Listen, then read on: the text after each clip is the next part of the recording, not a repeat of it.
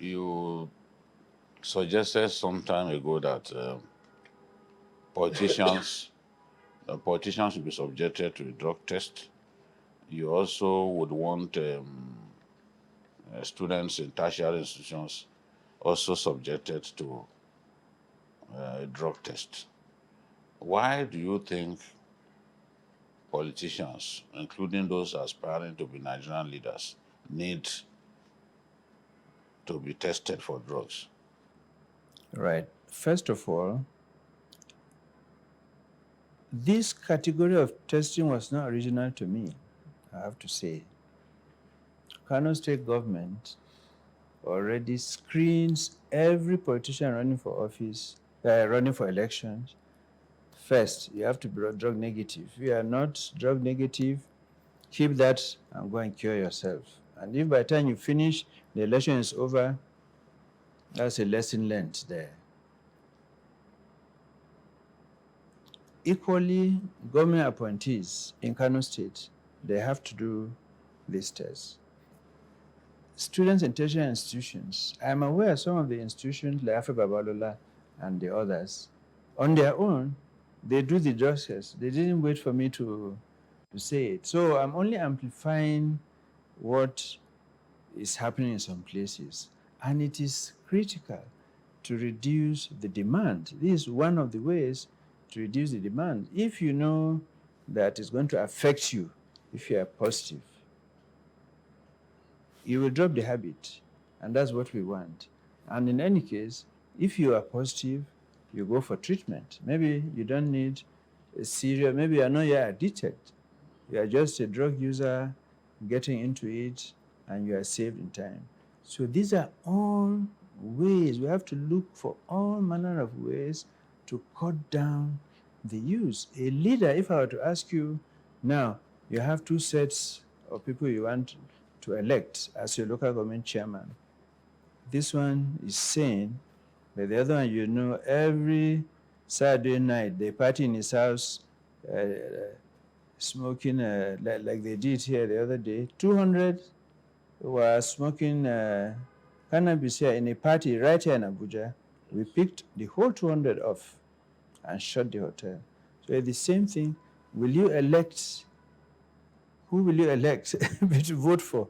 This one's a cocaine pusher and smoker, abundant inhaler, and the other one is not. You know who you will choose because leadership carries responsibilities, and you want somebody who is sane, good behavior, who thinks straight, and can take the right decisions. It has to be rational.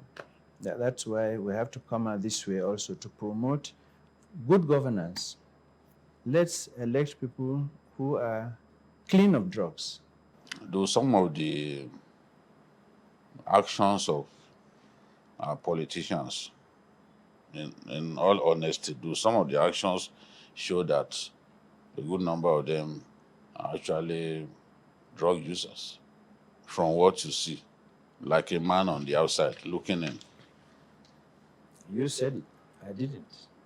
No, I'm asking from what you see, Well, we've arrested a few. I politicians. can confirm that. We have, and jailed a few. Definitely. And when we speak about screening politicians for substance use, we mean well, and it's just a suggestion.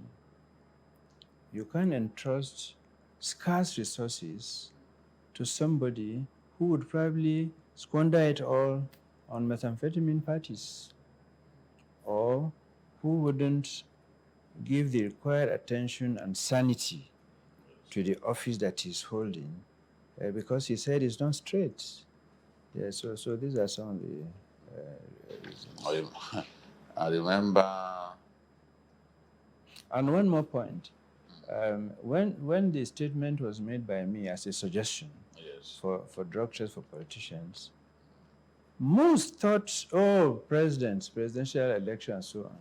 I wonder why they thought that. In fact, the issue is more down below the consumers, the councillors. the local government chairman, Yes. that level, at the communal level. So it's everyone, top to bottom. If you have the opportunity to make this drug test mandatory, would you grab it with both hands? This drug test for Both hands politicians. and both legs, I can assure you. Yes. There is a move in the House of Reps by the Committee on Narcotics. Yes. There's a bill that they're working on for drug testing in places like, tertiary institutions. We're discussing with them to see how much of it will come in. And I am on record as proposing, as a suggestion, that since no parent wants his son or daughter to marry a drug user or drug addict, Yes. why don't we, the same way we do the HIV and antinet and the tests, the genotype test, which you showed certificates at, why don't you include also HIV, the drug negative certificates, so Yes. that both are clean. Parents will be encouraged, the bride and groom will be encouraged, because I can tell you, definitely on a monthly basis, we get calls from wives, even parents, that their children are after them in their homes, trying to kill them. We have children that have killed their parents. They come back. We have a parent here on the other side who came right here, and he told me he can't go to bed at night until the son has come back and slept off. He won't sleep before because he's afraid the son will kill him. Because he comes back, he's not. He came to ask for help, how we can help. And we everywhere we have these wives screaming. But we have a toll-free helpline.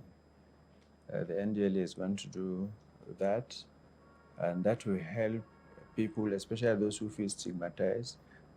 They want to be out. Because it's a problem. The problem of stigmatization is the reason a lot of people are reluctant to come forward to be assisted. Yes. So we have, it needs a lot of advocacy also. Remember when AIDS, HIV, Yes. when it started, it was a huge deal.